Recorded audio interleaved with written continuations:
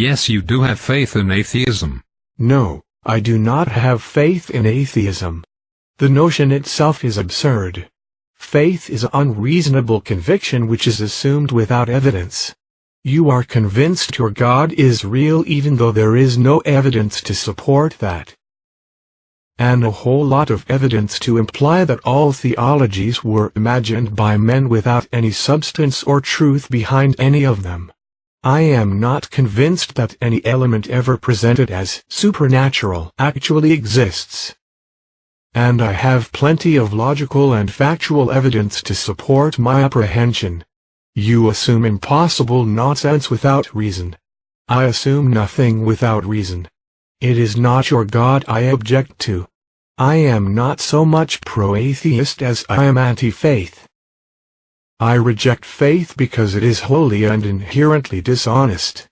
If something requires faith to believe it, then you may as well admit that it cannot be taken on its own merit, and does not deserve serious consideration.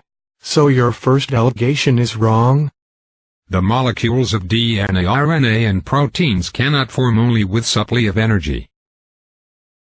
Yes, RNA and DNA molecules can form only with a supply of energy, and just with the normal levels of energy expected of a prebiotic Earth.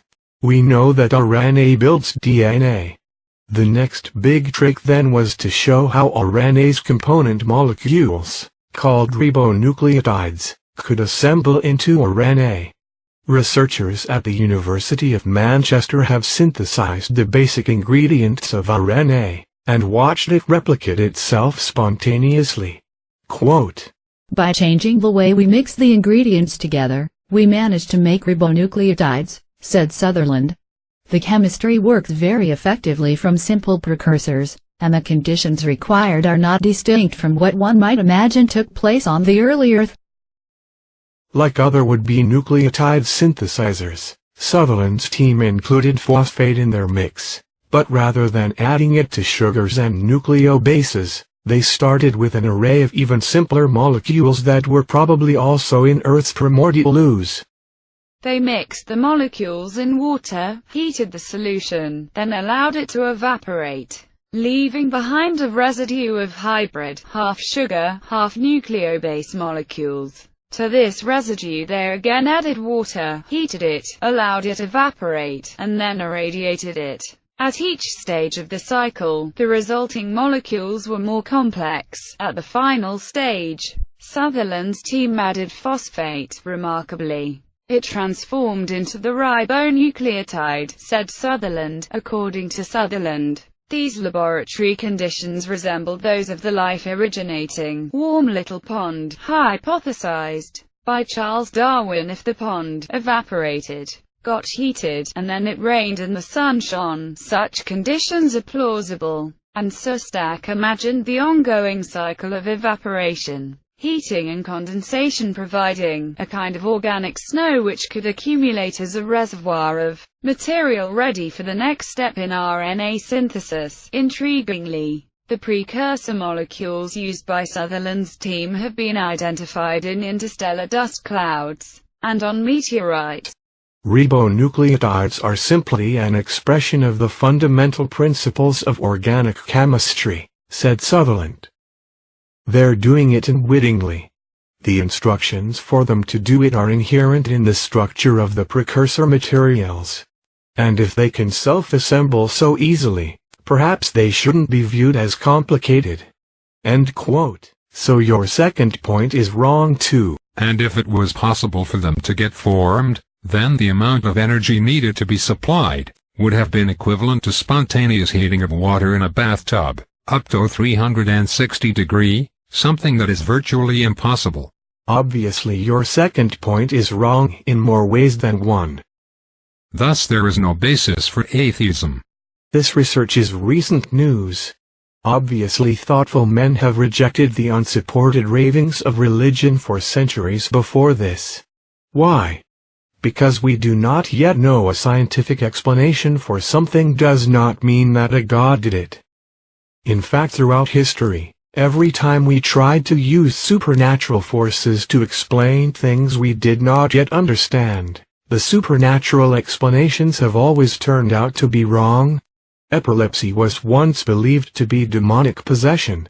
Early Protestants taught that diseases were spiritual curses. The planets were anthropomorphized. Comets were omens from the gods.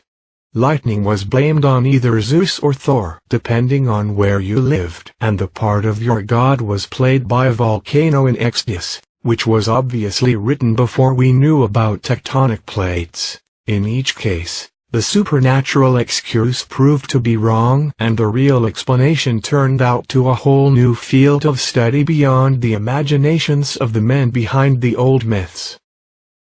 If I don't know the answer, it doesn't mean you do. It means neither of us knows the answer. If I say I know it, that means I can show it and prove that I do.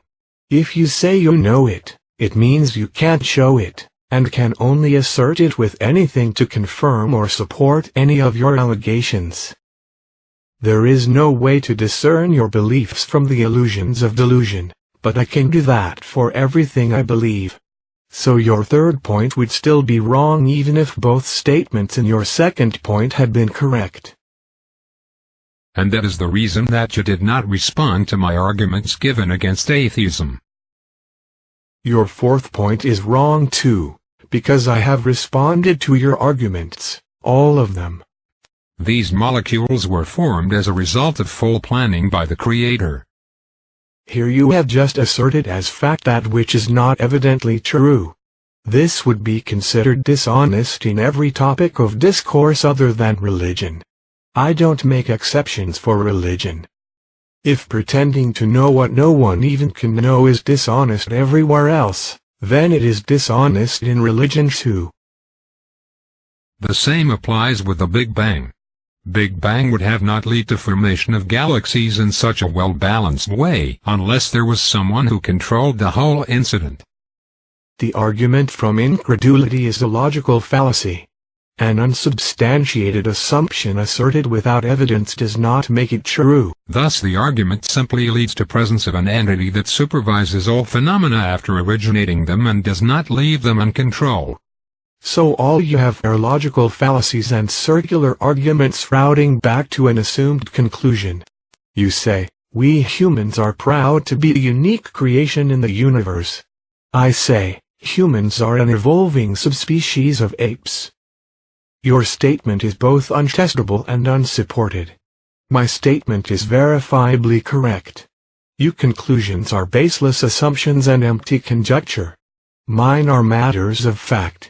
So the one who originated us will not leave us alone, uncontrolled, unsupervised and unguided, should he? But if he exists, then what are his reasons to create us? We obviously created him. Man created gods in his own image. That's whenever someone's God says something, it is always men doing the talking, and this includes the fables men have written while pretending to speak for their gods. Should we pass this life off in mere conjectures? No. But that is exactly what you are doing.